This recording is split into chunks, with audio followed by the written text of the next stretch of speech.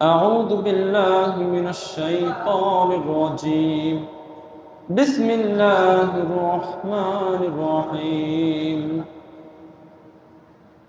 يا أيها الذين آمنوا اتقوا الله حق تقاته ولا تموتن إلا وأنتم مسلمون وقال رسول الله صلى الله عليه وسلم الصيام عند فطرة عند الصيام وقال تعالى إن الله وملائكته يصلون على النبي يا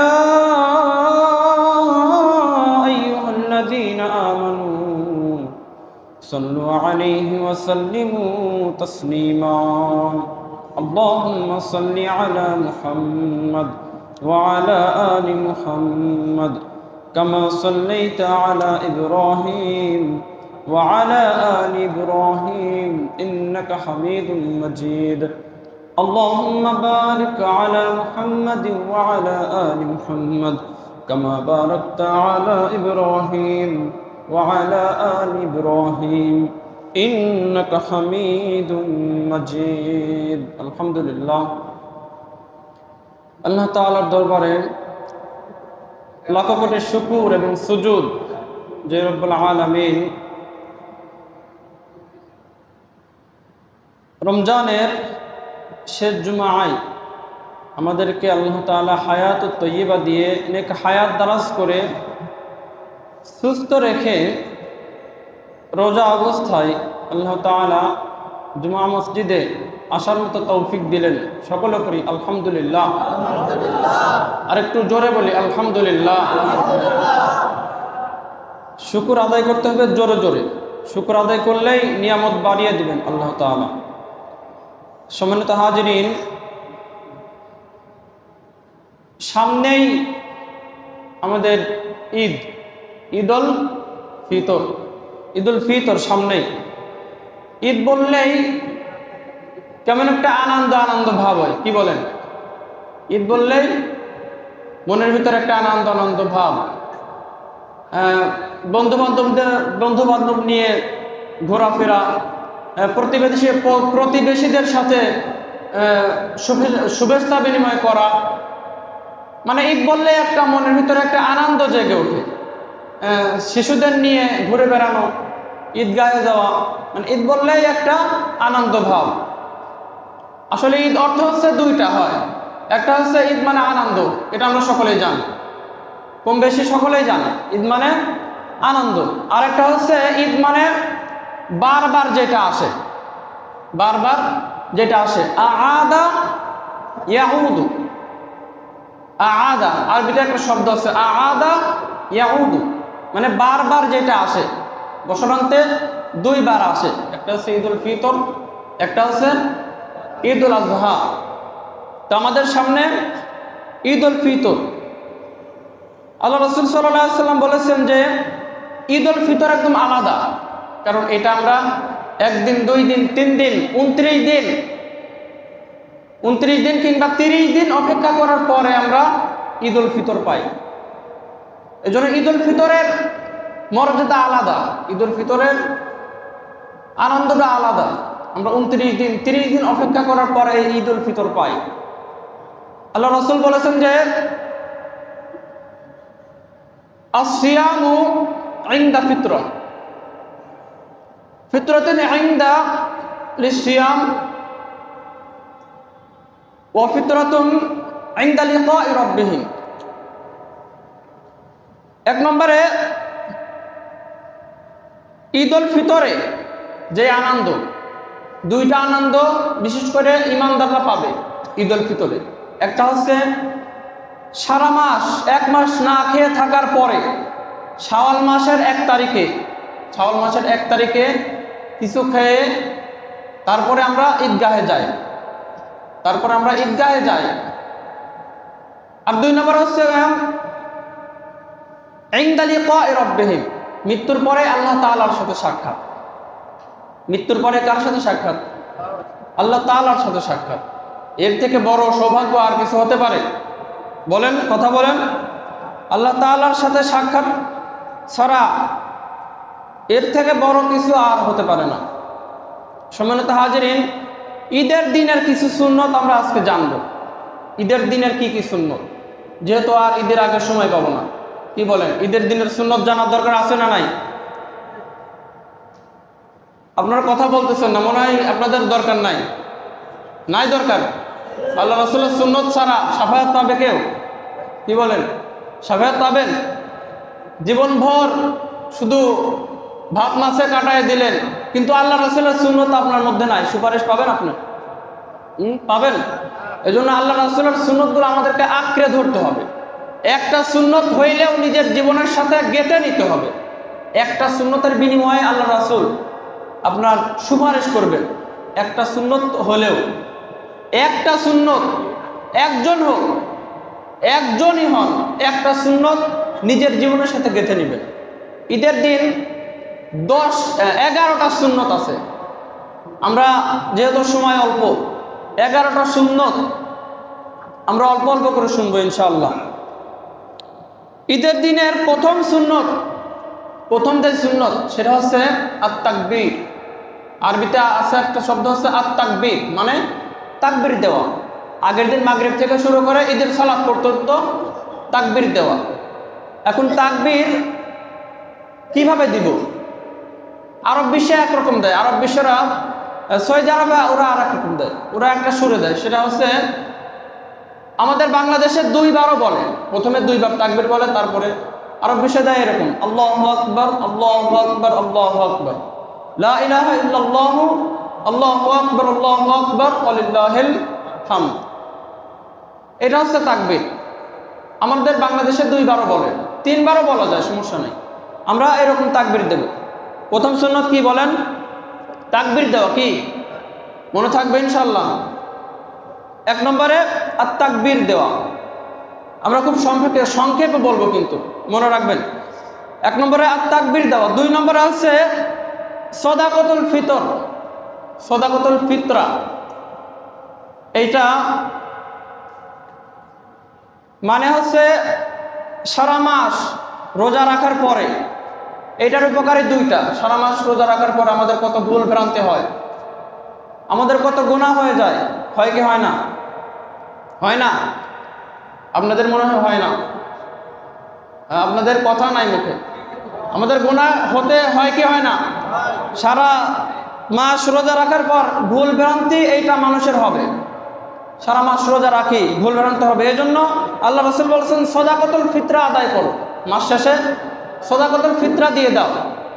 যারা মিসকিন আছে, গরিব আছে, তাদের মধ্যে দাও, তাদের মধ্যে একটা ফিতরা দাও, যাতে তারাও মানে এটার সাথে শামিল হতে পারে, তারাও এটা থেকে বঞ্চিত না হয়। আপনি ঈদের দিনে মিষ্টি খাবেন, কিন্তু একটা মিসকিন, তার বাড়িতে মিষ্টি নাই, এজন্য একটা ফিতরা সকলের আদায় করা দরকার। 3 নম্বরে ঈদের দিনে গোসল করা। কি করা? গোসল করা, পাক পবিত্র হওয়া, সুন্দর করে গোসল করা, সাবান দিয়ে গোসল করা। 4 নম্বরে নতুন কাপড় পরিধান করা। ঈদ আসলেই আমাদের ছেলেরা, আপনাদের যারা সন্তান আছে, আবদার ধরে নতুন পোশাক কিনে দাও, বলে না? অনেকে বলে নতুন পোশাক লাগবে। কেন বলে? ঈদের দিন নতুন পোশাক সকলেই পরতে চায়, কারণ এটা আমার রাসূলের সুন্নত। আমার রাসূল সাল্লাল্লাহু আলাইহি সাল্লাম বলেছেন ঈদের দিনে তোমরা নতুন পোশাক পরো। যাদের নাই তারা পুরানো পোশাকটাই মানে ওইটা খেসে, ওইটা ধুয়ে, সুন্দর করে ধুয়ে, লন্ডি করে, ইস্ত্রি করে তারপরে গায়ে দাও। এটা হচ্ছে সুন্নত, আমার রাসূলের সুন্নত। ঈদের দিনে নতুন পোশাক পরা। 4 নম্বরে কি বললাম আমরা? নতুন কাপড় পরিধান করা। বলেন আপনারা, নতুন কাপড় পরিধান করা, মনে রাখবেন। 4 নম্বরে আতিব। আতিব মানে খুশবু, সুগন্ধি জাতীয় পারফিউম ব্যবহার করা। আল্লাহ রাসূলের একটা সুন্নত, বড় সুন্নত। আমরা আতর নিলে, আমাদের একটা স্বভাব, আতর নিলে আমরা এইখানে মাখি। আমাদের একটা অভ্যাস, আমরা আতর নিলে এইখানে মাখি, কিন্তু না, আল্লাহ রাসূল সাল্লাল্লাহু আলাইহি সাল্লাম আতর নিলে এইখানে মাখতেন। কেন মাখতেন? এখানে মাখার কারণ, যত মানুষের সাথে মুসাফা করবেন তত মানুষের হাতে হাতে আতর লেগে যেত। আবার আল্লাহ রাসূল সিঁথি কাটতেন মাঝখান দিয়ে সিঁথি কাটতেন, এই মাঝখানে আতর ঢেলে দিতেন, এইভাবে গড়ে গড়ে যে যত জায়গায় সিজদা দিতেন, সব জায়গায় আতরের খুশবু, এটা হচ্ছে সুন্নত, সব জায়গায় আতরের খুশবু লেগে যেত। এজন্য 5 নম্বরে আত্তিব ব্যবহার করা, আতর, খুশবু, পারফিউম, সুগন্ধি জাতীয় জিনিস ব্যবহার করা ঈদের দিনে। 6 নম্বরে ঈদগাহে যাওয়ার আগে মিষ্টি মুখ করা। ঈদগাহে যাওয়ার আগে কি করা? মিষ্টি মুখ করা। এটা হচ্ছে ঈদুল ফিতরের ক্ষেত্রে। ঈদুল আজহার ক্ষেত্রে আবার আলাদা। ঈদুল আজহার ক্ষেত্রে হচ্ছে ঈদের দিনে নামাজ পড়ো, ঈদের সালাত আদায় করো, তারপরে কুরবানির পশু জবাই করো, এরপরে পশুর গোশত রান্না করে তারপরে মুখে দাও। এটা হচ্ছে ঈদুল আজহা, ঈদুল আজহার সুন্নত। আর ঈদুল ফিতরের সুন্নত আছে মিষ্টিমুখও করা যায় কিন্তু সুন্নত, ঈদুল আজহার মিষ্টিমুখও করা যায় কিন্তু সুন্নত আছে আগে গোশত খাওয়া, কুরবানির গোশত মুখে দেওয়া। ঈদুল ফিতরের ক্ষেত্রে আবার ভিন্ন, মিষ্টি মুখ করে ঈদগাহে যাওয়া। এটা হচ্ছে 6 নম্বরে, ঈদগাহে যাওয়ার আগে মিষ্টি মুখ করা, এটা মনে রাখবেন সবাই। 7 নম্বরে যে সুন্নত, এটা হচ্ছে আবার ভিন্ন সুন্নত, এটা অনেকেই জানে না, শুনলে আবার বলবেন এটা আবার কেমন সুন্নত, এটা আমাদের পক্ষে মানা ইম্পসিবল, কিন্তু এটা যদি সম্ভব হয় মানবেন। এটা হচ্ছে আয-যাহাব মিন তরিক ওয়াল আউদা মিন তরিকিল আখর। আয-যাহাব মিন তরিক ওয়াল আউদা মিন তরিকিল আখর। এটা হচ্ছে এক রাস্তা দিয়ে ঈদগাহে যাওয়া, যদি সম্ভব হয় তাহলে ওইখান থেকে আর এক রাস্তা দিয়ে ফেরা, এটা হচ্ছে সুন্নত, আল্লাহ রাসূল সাল্লাল্লাহু আলাইহি ওয়াসাল্লামের সুন্নত। এটার কারণ কি এখন প্রশ্ন হতে পারে যে মানে এক রাস্তা দিয়ে গেলাম কিন্তু অন্য রাস্তায় কেন আসবো? মানে এক রাস্তা দিয়ে আপনি গেলেন, যাদের সাথে দেখা হইল, মানে আর এক রাস্তা দিয়ে আসার কথা বলছে, ওই রাস্তা দিয়ে তো কারোর সাথে দেখা হবে না, এজন্য ওই রাস্তা দিয়ে আসতে বলছে যাতে সকলের সাথে দেখা হয়, সাক্ষাৎ হয়, শুভেচ্ছাটা বিনিময় হয়। এই জন্য আল্লাহ রাসূল সাল্লাল্লাহু আলাইহি ওয়াসাল্লাম বলেছেন যে যদি সম্ভব হয়, করা লাগবে এমন না, যদি সম্ভব হয় তাহলে সুন্নত আদায় হয়, মানে এক রাস্তা দিয়ে যাওয়া আর এক রাস্তা দিয়ে আসা, এরও যদি সম্ভব হয়। 7 নম্বর। 8 নম্বরে নারী শিশু সহ সবাইকে নিয়ে ঈদগাহে যাওয়া। এটা আমাদের তো পরিবেশ নাই, এজন্য সম্ভব হয় না, মানে বছরে 2 বার আসে, তারা বঞ্চিত হয়, মানে তাদের জন্য একটা ভিন্ন আলাদা একটা জায়গা আছে, অনেক জায়গায় আছে এরকম, মানে ঈদগাহে নারী শিশু সহ মানে পরিবারের সবাইকে নিয়ে ঈদগাহে যাওয়া সুন্নত। মানে এটা তো আমাদের বাংলাদেশে মানে কোনো জায়গায় এরকম পরিবেশ নাই, মানে তাদের জন্য আলাদা একটা পরিবেশ, এটা ভিন্ন বিষয়। 9 নম্বরে মানে ওই যে তাকবীর, যেটা আরব বিশ্বের 12 তাকবীরে দেওয়া যায়, 6 তাকবীরে দেওয়া যায়। 6 তাকবীরেই আমাদের বাংলাদেশে যেটা পরিচলন, 6 তাকবীর এটা দেওয়া সুন্নত। 6 তাকবীরে বা 12 তাকবীরে, অনেক জায়গায় আরব বিশ্বে এটা 12 তাকবীরে ওরা দেয়, প্রথম রাকাতে 5 তাকবীর, তারপরে 7 তাকবীর, 12 তাকবীর। 6 তাকবীরে আমরা দেব ইনশাআল্লাহ। 9 নম্বর আছে 6 তাকবীরে ঈদের নামাজ সমাপ্ত করা। 10 নম্বরে মানে যেই খুতবা হয়, ঈদের দিনে খুতবা হয় না, যে খুতবা হয় ওই খুতবাটা মনোযোগ দিয়ে শোনা। খুতবার সময় দেখবেন অনেকেই গল্প গুজব করে কি করে না, অনেকেই গল্প গুজব করে, মানে নানান কথাবার্তা বলে, মানে বাইরে ছিল কি, মানে কেমন চাকরি হচ্ছে, কেমন কি অবস্থা এখানে, অনেকেই মানে অনেক কথা বলে, কিন্তু না, এগুলো বলা যাবে না, এগুলো বললে সমস্যা আছে অনেক। এই জন্য ঈদের খুতবাটা মনোযোগ দিয়ে শোনা, মনোযোগ দিয়ে শুনলে সওয়াব। আপনি মনোযোগ দিয়ে যতক্ষণ শুনবে ততক্ষণ আপনার আমলনামায় নেকি লেখা হবে, সুবহানাল্লাহ বলেন যতক্ষণ। এই জন্য আমরা চেষ্টা করব মনোযোগ দিয়ে শোনার, যে কোনো জিনিস আল্লাহর কথা আসলেই, আল্লাহর কোরআনের কথা, আল্লাহ রাসূলের হাদিসের কথা যেখানেই আসবে মনোযোগ দিয়ে শুনতে হবে। মনোযোগ দিয়ে না শুনলে আবার এর ভয়ঙ্কর একটা আযাবের কথা আছে, মানে আল্লাহ রাসূল বলছে যে যারা আল্লাহর কথা এবং আল্লাহ রাসূলের হাদিস মনোযোগ দিয়ে শুনবে না, তাদেরকে জাহান্নামের যে খুঁটি আছে এটা কানের ভিতরে দেওয়া হবে, এটা এই পাশ দিয়ে এই পাশ দিয়ে বের করে দেওয়া হবে। কেন হবে? মানে তারা আল্লাহর কথা জীবনে কোনোদিন মনোযোগ দিয়ে শোনেও নাই, দিল দিয়েও শোনে নাই, দিলের মধ্যেও গাতে নাই। এই জন্য আল্লাহ বলছে যে সতর্ক করে বলছে যে যখনই শুনবে মনোযোগ দিয়ে শোনো, মনোযোগ দিয়ে শোনো। এই জন্য জুমার দিন, ঈদের দিনের খুতবা আমরা সকলেই মনোযোগ দিয়ে শুনবো, এটা সুন্নত, একটা বড় সুন্নত। 10 নম্বরে সকলের সাথে ঈদের নামাজ শেষে সকলের সাথে শুভেচ্ছা বিনিময় করা। আমরা করি না, অনেকে কুলাকুলি করি, মুসাফা করি, সালাম দিই, এই আর কি, আত্মীয় স্বজনদের সাথে দেখা সাক্ষাৎ করি, কথাবার্তা বলি, শুভেচ্ছা বিনিময় করা। এক কথায় শুভেচ্ছা, সকলের মুসলমান ভাইদের সাথে শুভেচ্ছা বিনিময় করা, ঈদের নামাজের শেষে শুভেচ্ছা বিনিময় করা। এই হচ্ছে 11টা সুন্নত। মনে থাকবে তো ইনশাল্লাহ? আমি আর একবার বলে দেব, আমরা আর একবার রিভাইজ দিই। 1 নম্বরে তাকবীর দেওয়া। কি দেওয়া বলেন? তাকবীর দেওয়া। 2 নম্বরে সাদাকাতুল ফিতরা, এটা সুন্নত আদায় করা। অনেক জায়গায় হয়, কিন্তু এখানে হয় কিনা আমি জানি না। সাদাকাতুল ফিতরা দেওয়া সুন্নত মিসকিনদের মাধ্যমে।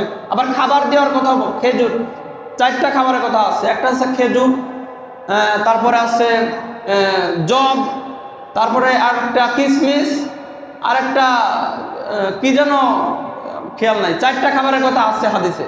এই 4টা খাবার দেওয়ার কথাও বলছে। 3 নম্বরে গোসল করা, 4 নম্বরে নতুন কাপড় পরিধান করা, 5 নম্বরে আতর খুশবু ব্যবহার করা, এটা সুন্নত। 6 নম্বরে ঈদগায় যাওয়ার আগে মিষ্টি মুখ করা। 7 নম্বরে ওই যে বললাম যে এক রাস্তা দিয়ে যাওয়া, এটা যদি সম্ভব হয় আর এক রাস্তা দিয়ে। 4 নম্বরে 8 নম্বরে এটা তো আমাদের হবে না যে নারী শিশু সকলকে নিয়ে যাওয়া, শুধু আমরাই যাবো ইনশাল্লাহ, আমাদের তো এরকম পরিবেশ নাই। 9 নম্বরে 2 রাকাত নামাজে ওই যে 6 তাকবীর দেওয়া। 10 নম্বরে খুতবা, মনোযোগ দিয়ে খুতবা শোনা।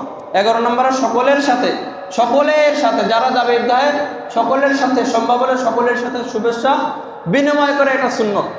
আল্লাহ তাআলা যেন এই সুন্নতগুলো আমাদের সকলের জীবনের সাথে গেঁথে নেওয়ার তৌফিক দেয়। সকলে পড়ি আমিন। এই সুন্নতগুলো যেন আমরা সকলেই মানতে পারি, আল্লাহ তুমি তৌফিক দাও। সকলে পড়ি আমিন। ওয়া আখিরু দাওয়ানা আলহামদুলিল্লাহি রাব্বিল আলামিন। আমাদের সেক্রেটারি